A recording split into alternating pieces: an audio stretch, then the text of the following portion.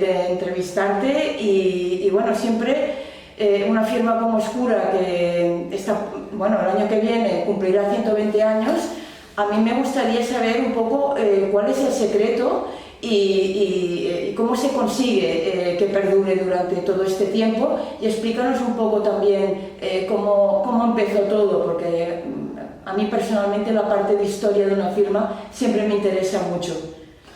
Pues buenas tardes, Gloria, y muchas gracias por invitarme a este programa.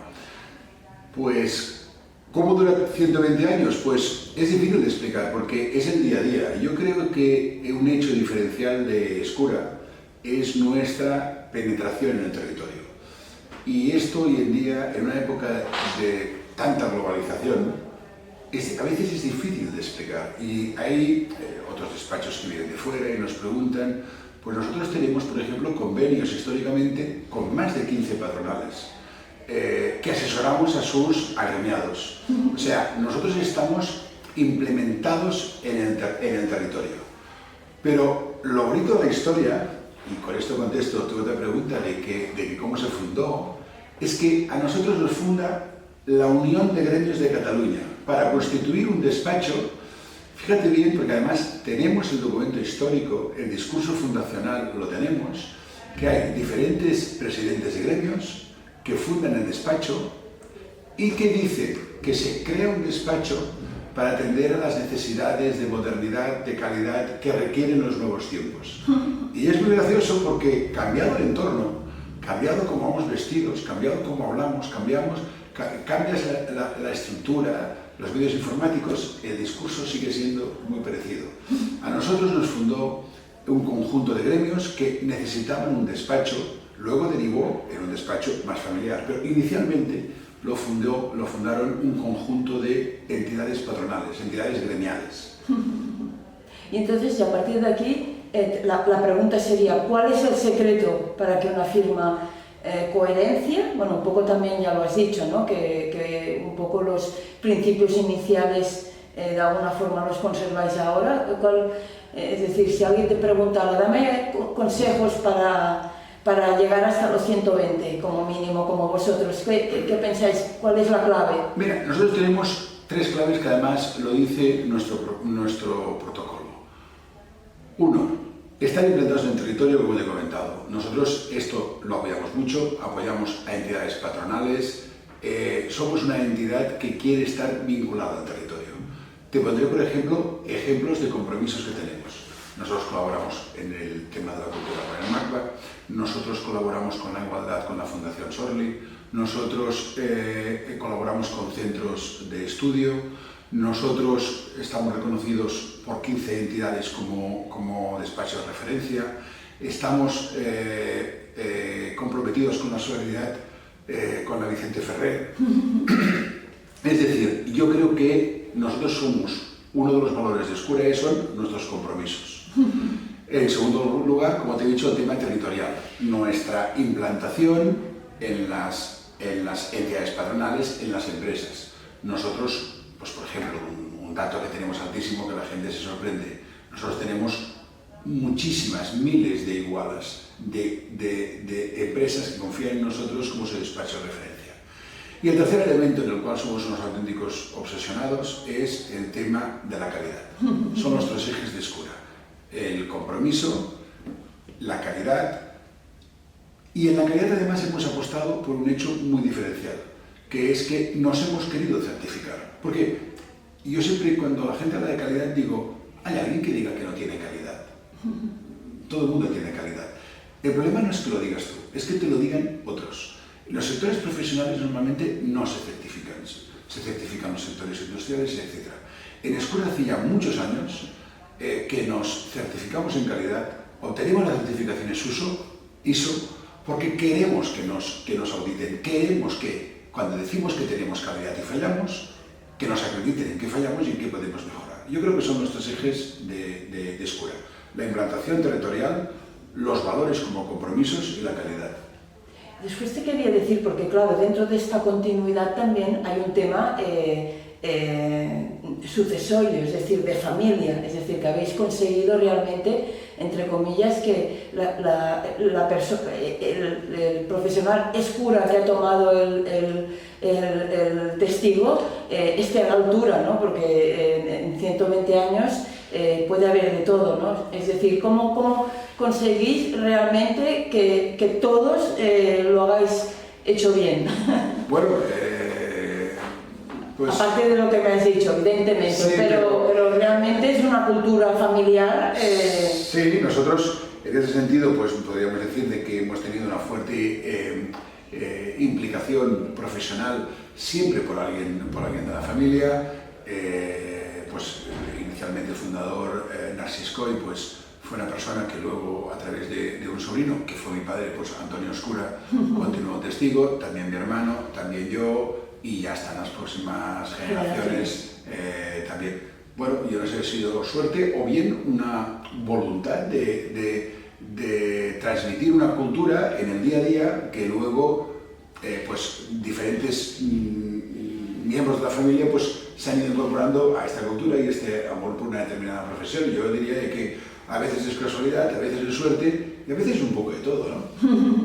Claro, sí, bueno, es un poco también, a veces yo pienso que las cosas son porque tienen que ser. Es decir, cuando en una firma ningún sucesor quiere continuar, pues es un tema, ya está escrito aquello, ¿no? Que aquella firma, pues en vuestro caso, nadie fuerza a nadie a hacer nada. Quiero decir que ya las cosas han ido fluyendo de forma natural. Yo ahora me gustaría centrarme en tu trayectoria personal, es decir, ¿qué hitos, qué momentos de tu vida profesional destacarías como Fernando Oscura? Yo diría de que los hitos principales han sido intentar y de alguna manera haber tenido la suerte de haber tenido la previsión del próximo viaje, el próximo step, quizás ese próximo paso, pues tener la casualidad o el acierto. Por ejemplo, cuando yo empiezo en el despacho, pues el despacho es un despacho tradicional, muy enfocado a una determinada especialidad que es en relación con el mundo de la empresa, pero no era un despacho multidisciplinar. Pues yo cuando empecé ya al cabo de 3 o 4 años, pues empecé abriendo otras áreas que yo veía que requerían los clientes y que iban a otros despachos porque no era la especialidad. Yo creo que a la empresa hay que darle los servicios habituales que requieren. Evidentemente es imposible que ningún despacho del mundo dé todas las especialidades porque el mundo es complejo y requiere, pero aquellas que son básicas para que un empresario se sienta confortable y que pueda despachar con su asesor, esas las teníamos que dar. Y en este tema de la especialidad siempre yo he tenido esta inquietud. Pues por ejemplo, cuando yo empecé, pues no había protección de datos.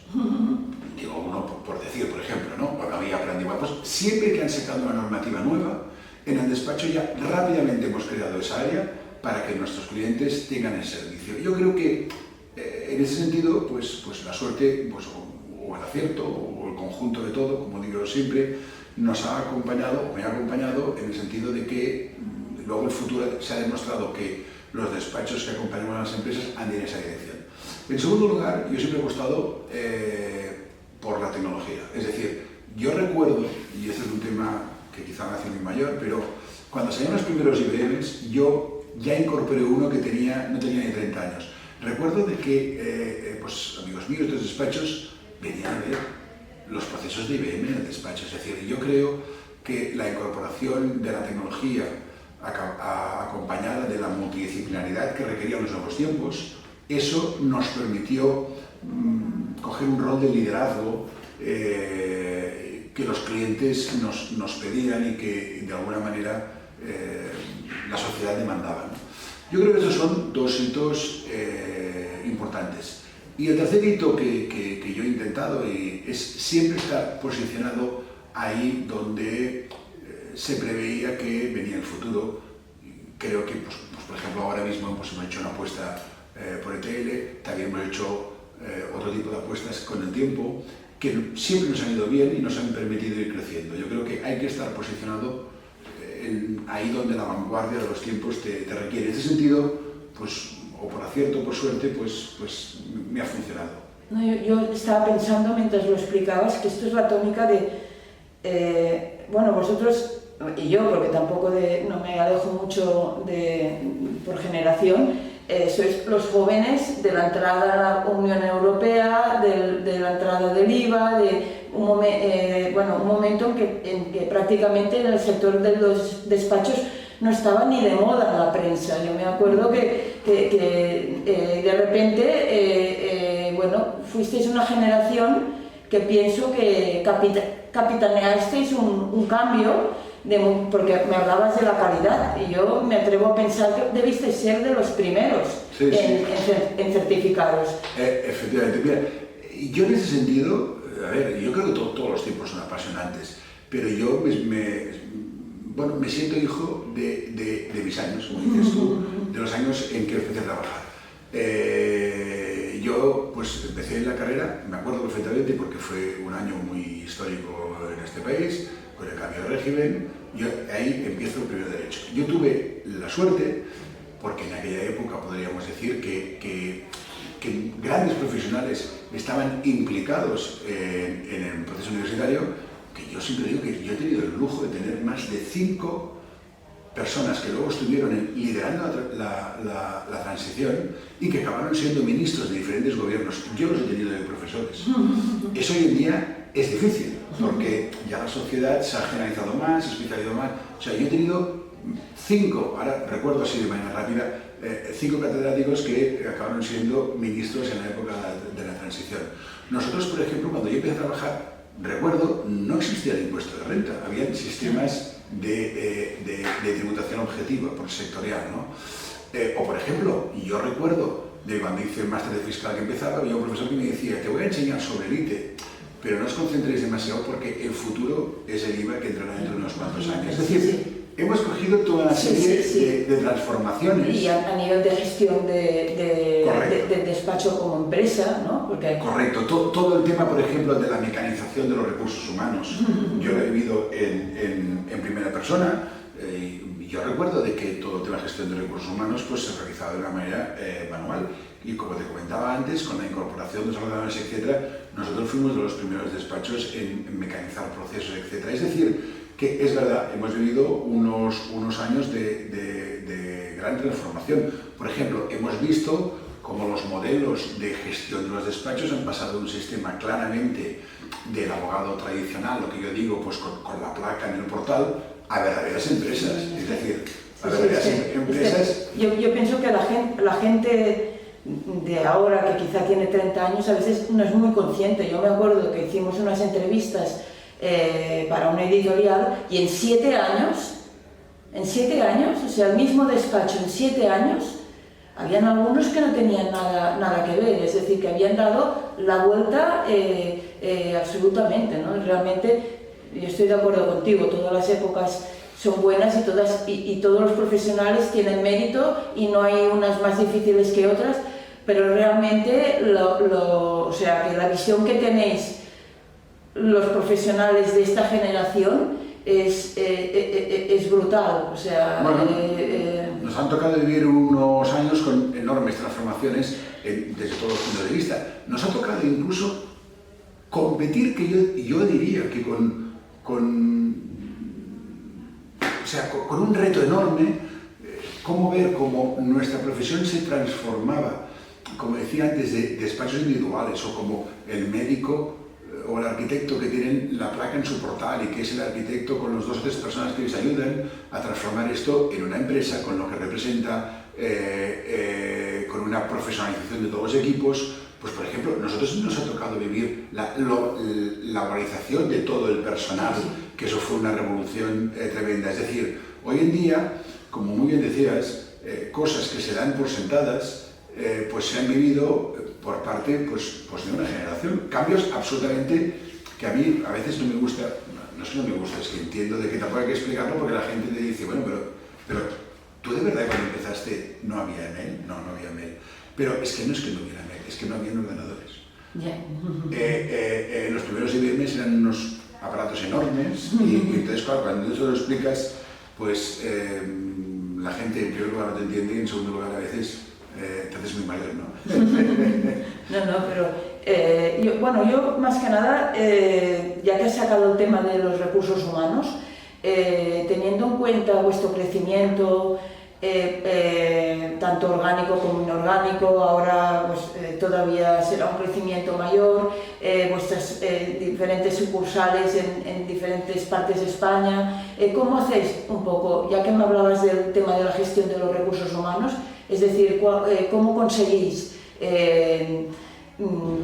este espíritu de unidad o este sello Escura? Mira, esto es como el milagro de las empresas. Yo no hablo con ningún amigo que sea empresario, con ningún cliente que sea empresario, que no te hable de la gestión de recursos humanos como el eje básico, como la clave de su empresa. Antes hablaban más del producto, de los servicios que daban. Hoy en día, el primer tema, top 3 de todos los temas que te hablan todo el mundo, es el tema de gestión de recursos humanos. Y yo te voy a decir una cosa, a mí me parece magnífico. Me parece magnífico porque, y más en nuestra profesión, estamos vendiendo, estamos transmitiendo servicio de personas, conocimiento de personas. Y eso requiere gestión. ¿Cómo lo gestionamos en Escura? Pues mira, en Escura lo gestionamos intentando, en primer lugar, la máxima formación posible. Eso es evidente, pues por ejemplo, nosotros hacemos nuestros planes de gestión de septiembre a julio. Agosto no nos saltamos. Como el curso escolar. Como el curso escolar, que yo creo que es más lógico. Pues nosotros cuando empezamos en septiembre, en nuestro plan estratégico, marcamos un mínimo de formaciones por departamento y persona durante el año. Y estos son unos KPIs, unos criterios que se van siguiendo por el Departamento de Control de Calidad. Nosotros tenemos una persona que solamente se dedica a medir en el despacho, a medir y gestionar la calidad. Entonces, las personas han de tener X formación, cursos que pueden ser muy especializados o cursos en relación con más concretos sobre la materia o cómo gestionar las herramientas que ponemos a su disposición. Pues, por ejemplo, ahora tenemos unos cursos y formaciones importantes en todo el tema de la inteligencia artificial. Pues esos cursos no es que los haremos, no los haremos, no, es un ratio medible. En nuestro plan de calidad figura. Y otro elemento fundamental que para la gestión de recursos humanos, a mi modo de ver, es la implicación del personal en las reuniones. Por ejemplo, nosotros tenemos una reunión semanal de cada departamento. Cada departamento se reúne semanalmente y evidentemente hay temas que hay un orden del día, flexible, pero hay un orden del día que hay temas de operativa, hay temas de conocimiento y temas de departamento. Es decir, la gente ha de tener comunicación, ha de poder interrelacionar. Esas tres patas son las que vertebran nuestra política de recursos humanos. Luego, evidentemente, hay infinidad de detalles más, pero la formación, la implicación y la motivación son las tres herramientas básicas de todo plan de relación con la formación y con el personal. Yo, en relación al tema ¿por qué crees tú que hoy en día cuesta tanto encontrar jóvenes recién licenciados que quieran entrar en un despacho y prefieran ir a una empresa? Es decir, ¿por qué hay sobre todo en determinadas especialidades como fiscal ¿por qué crees que hay yo diría, un pequeño problema, ¿no? Que todas las firmas cada día están buscando, hay perfiles que parece que bueno... Mira, esta pregunta me hace mucho cuando respondo me dicen, no me la esperaba esta respuesta, yo no creo que haya una falta de personal. Cuando digo, ¿cómo que no? Pero eso puede que todo el mundo, no es verdad. Todos tenemos tendencia a pensar en que en mi época, en otras épocas, ¿cuánta gente estudiaba y cuánta gente salía? Claro. Es decir, ¿de verdad que las grandes escuelas de negocio, por no citar ninguna, no están sacando másteres fiscales más que nunca? Yo creo de que hay más de todo, lo que pasa que todo ha crecido mucho. Vale. Antes se necesitaban, es una cifra, evidentemente, no, lo digo como de ejemplo, 100 fiscalistas. Ahora se necesitan 500 en la sociedad. Y, es decir, yo creo de que, yo creo mucho en la juventud, creo mucho en el futuro. Yo veo que la juventud que está entrando, sinceramente, está mejor formada que la generación anterior. Mucha gente me dice, mira, un día tenemos la tendencia a recordar que lo anterior era mejor, y no es verdad. La sociedad actual es mucho mejor que la anterior. Yo recuerdo un empresario, no hace mucho, de que me estaba diciendo, no, porque mi hijo tal que mal, etc. Bueno, y yo, pues es un empresario que conozco de cuando empezó, y no acabó la carrera. Y entonces le dice, no, es porque mi hijo tiene... O sea, a veces no ponemos en valor a la juventud que hay. A ver, decimos, faltan fiscalistas o faltan médicos, no es verdad. Yo creo que la juventud está ahí, hay que apostar por ella.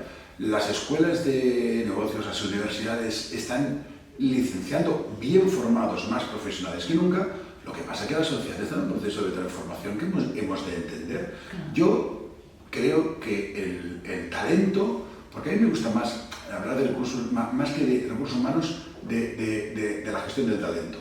Entonces, yo creo que las nuevas generaciones son magníficas.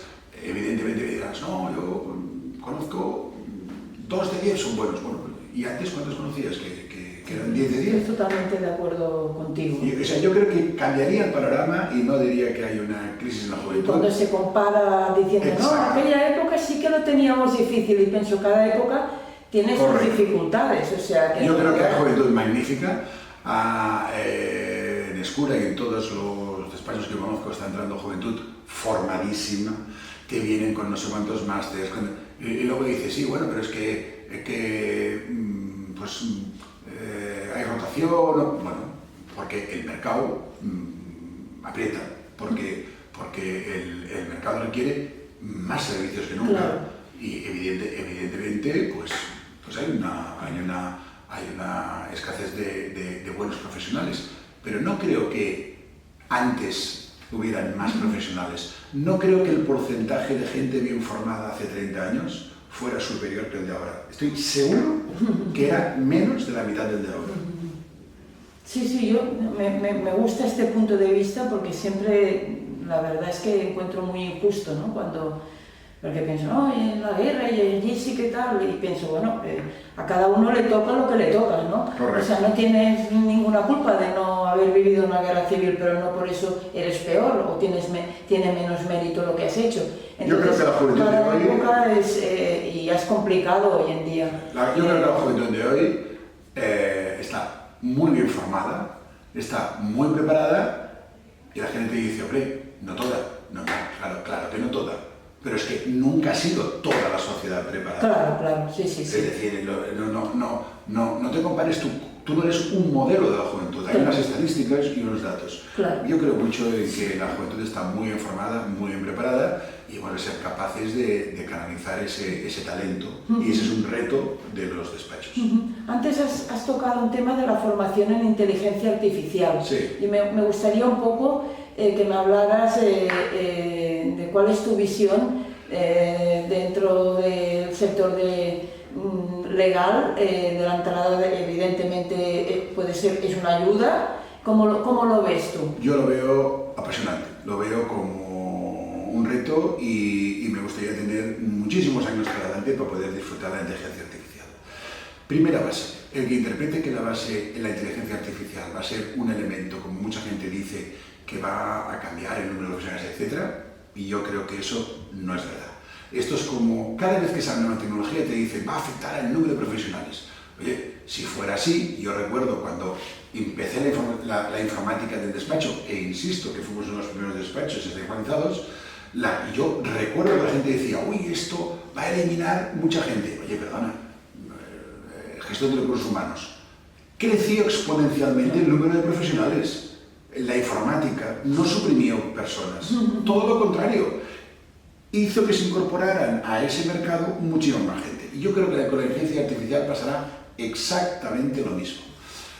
Evidentemente, como toda herramienta tan revolucionaria, debe de saberse gestionar. ¿Cómo lo hemos gestionado en el despacho? El despacho ha hecho un protocolo, somos muy de protocolos, somos muy de procedimentarlo todo. De calidad. De calidad. Hicimos un protocolo con una doble tabla, que evidentemente podíamos estar equivocados, espero que no. ¿Qué debíamos hacer y qué no debíamos hacer y qué no podíamos hacer?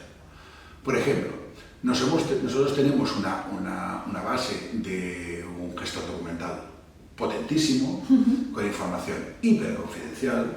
No tenemos que olvidar que somos abogados y profesionales y guardamos información muy confidencial a nuestros clientes. Lo tenemos en un sistema hiperprotegido, encriptado, bueno, de todo y más, hablarían los técnicos. Bien, evidentemente lo que no se puede hacer es una implantación de inteligencia artificial poniendo todos esos elementos, gestionándolos a través del programa que selecciones como de inteligencia artificial. Eso, en primer lugar, es un riesgo. No solamente es la columna de lo que no debes hacer, sino que es lo que está prohibido hacer. Pero hay cosas que se pueden hacer. Oye, una cosa, a ver, no tenemos ya bases jurídicas, por no citar algunas bases jurídicas muy potentes. Oye, pues si la base jurídica, además, me da una base documental, además me da una opinión o me orienta, eso me ayudará, me suprimirá profesionales o hará que mis profesionales sean mejores y dedicarse más al valor añadido. Yo creo que esa es la segunda vía. El que apueste por la primera vía, con todos los respetos, yo creo que opiniones deber de todo y todos son respetables, yo creo que se equivoca. Yo creo que en el despacho estamos haciendo una doble apuesta, lo digo por no citar marcas, una que nosotros estamos en fase de implantación, que ya tenemos bastante implantada, que es la que está vinculada al principal programa, por no decir marcas, que hace los textos, las hojas de cálculo, etc. Ahí hay un desarrollo, y luego otro que es específico de la abogacía, que lo que te da es toda la base legal y de jurisprudencias, etcétera, que te unifica todos los documentos en uno solo. Pero con un tema muy importante, todo esto lo estamos incorporando sin poner en esa base esa parte del gestor documental que es propia y confidencial. Y yo creo que eso es ese es el gran reto para no cometer errores. Yo creo que la inteligencia artificial, como todo, como cada vez que hay una revolución, mal aplicada es un desastre, bien aplicada yo creo que puede ser maravillosa para nuestra profesión. Esto a veces, yo el otro día hablaba con unos amigos y ahora con un médico y había un médico y decía, a ver, los abogados a veces sois muy conservadores. Oye, ¿me estás diciendo de que, por ejemplo, un centro hospitalario de primer nivel, cuando incorpora un robot para operaciones precisas, no tendríamos que incorporarlo porque las manos del médico siempre sean instituibles, ¿no? Las manos del médico serán instituibles y además si usa ese robot tendremos un mejor médico. Bien, pues posiblemente es una comparativa muy burda, pero yo creo que es que todo el mundo lo entiende, pues ¿por qué la abogacía tiene que ser ajena a ese proceso? Claro, sí, no, totalmente.